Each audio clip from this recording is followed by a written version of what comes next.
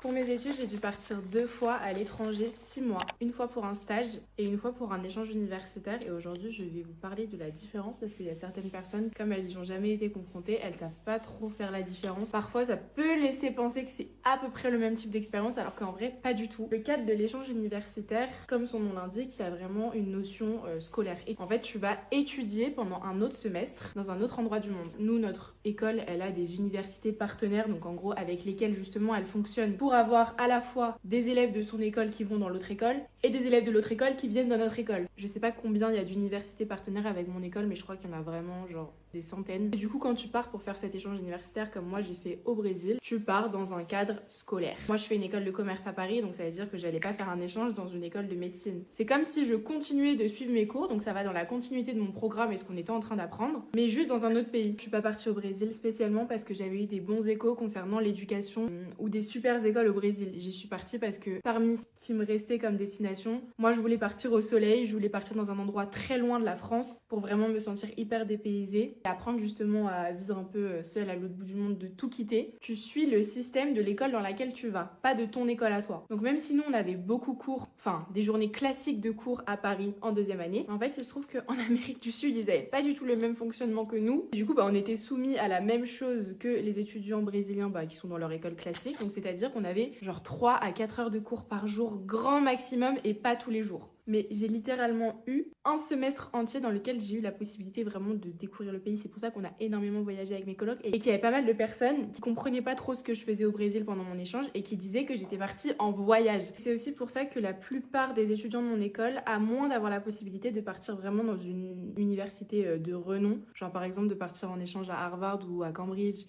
ou à la Bocconi. On était très nombreux à partir dans des pays assez loin parce que justement il n'y avait pas beaucoup de cours et que c'était l'occasion et l'opportunité de partir un semestre entier dans un autre pays et d'avoir grave le temps de le visiter en long, en large, au travers. Parce que dans ta vie normale, jamais de la vie j'aurais eu le temps de partir 6 mois au Brésil et de voyager dans tout le pays. Enfin c'est impossible. Donc c'était vraiment une opportunité en or et que pas mal de personnes m'ont fait, que ce soit en Amérique du Sud ou en Amérique latine tout court ou en Asie. Par contre maintenant on en vient au stage. Il y avait pas mal de personnes qui me demandaient mais pourquoi t'es pas retourné au Brésil faire ton stage étant donné que t'adores le pays et tout, t'as encore l'opportunité de partir à l'étranger, pourquoi tu retournes pas tout simplement dans le pays que t'as kiffé quoi. Et surtout c'est même pas comme si j'avais voulu varier en partant découvrir un nouveau pays complètement puisque je suis en Espagne à Madrid. Je suis partie à Madrid pour plusieurs raisons. Comme là du coup c'est vraiment pour faire un stage, donc de travailler. Le but c'est quand même d'avoir un stage qui est intéressant pour moi, pour ce que je veux faire plus tard, sur mon CV, avoir quelque chose d'assez intéressant. Étant donné que moi je suis en marketing dans des maisons de luxe, ça n'a pas trop d'intérêt d'aller au Brésil étant donné qu'il n'y aura pas de porte ouverte là-bas pour moi en termes de stage. C'est comme si ces postes n'existaient un peu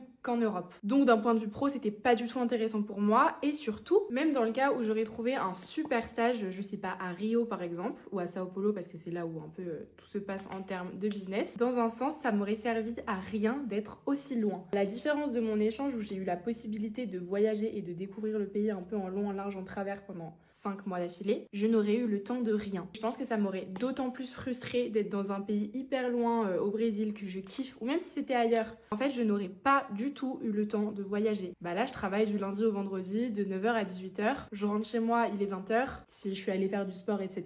Et ma journée est finie, il faut que je fasse à manger, il faut que je me pose un peu et ensuite je vais me coucher et rebelote le lendemain matin. J'ai un vrai rythme que je n'avais pas du tout quand j'étais en cours au Brésil puisque de toute façon, même si jamais on avait eu cours, jamais on aurait eu de 8h à 20h en étant occupé. Donc là, ce qui sous-entend qu'à Madrid, je n'ai que mes week-ends de disponibles, donc du vendredi soir au dimanche soir, mais ça va hyper vite. Donc autant c'est sympa pour l'Espagne parce que du coup j'ai le temps de profiter un peu de la ville de Madrid, j'ai le temps de faire des petits week-ends pas hyper loin en Espagne, si je veux aller à Séville, si je veux aller dans les Baléares vite fait quand il fera beau. Donc en fait c'est là pour moi qu'est la plus grosse différence entre ces deux expériences à l'étranger, c'est que je suis à l'étranger. Pendant mon échange je le ressentais vraiment, mais en soi là je suis à Madrid, mais je pourrais très bien faire la même chose exactement à Paris. Mon expérience au Brésil elle était purement personnelle, enfin genre j'ai vécu une expérience de dingue parce que j'étais avec mes colocs, parce qu'on pouvait faire des soirées, parce qu'on a découvert le pays en long, en large, en travers, on avait nos petites habitudes etc. propres à notre ville au Brésil. Ici l'expérience elle est quand même davantage professionnel, même si du coup c'est hyper bien parce que personnellement ça nous construit aussi d'être à l'étranger, de prendre un peu notre indépendance etc. Mais ça a quand même rien à voir.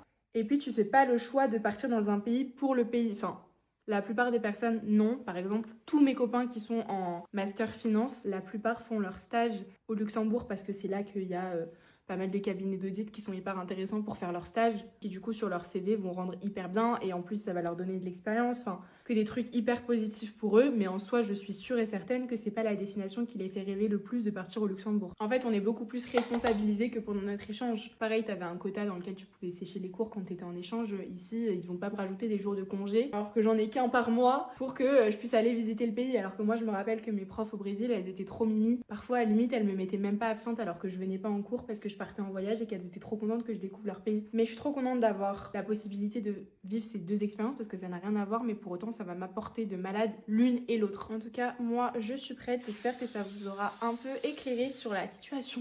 Je vous fais plein de gros bisous et à demain.